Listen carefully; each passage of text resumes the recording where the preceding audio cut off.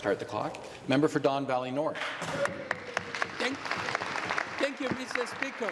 My question is for Associate Minister of Housing.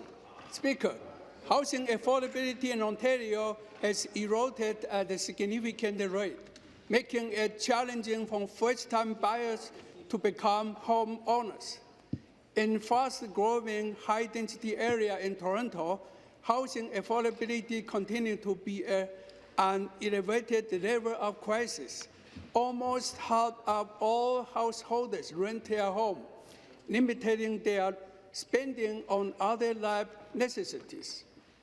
A report from the Ontario Housing Affordability Task Force demonstrates that average house price in Ontario has climbed 180%, while average income has grown roughly only 38%. Speaker, can the Associate Minister of Housing tell us how our government will address the housing affordability crisis and ensure that we have young families fulfill their dream of home ownership? Thank you.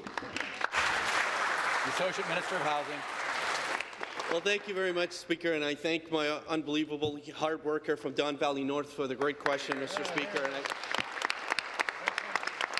Mr. Speaker, simply put, Ontario is in a housing crisis that requires strong leadership, Mr. Speaker, and bold solutions, Speaker. And as I said yesterday here in this House, we have an ambitious plan, Mr. Speaker, to build 1.5 million new homes in the next 10 years, Speaker.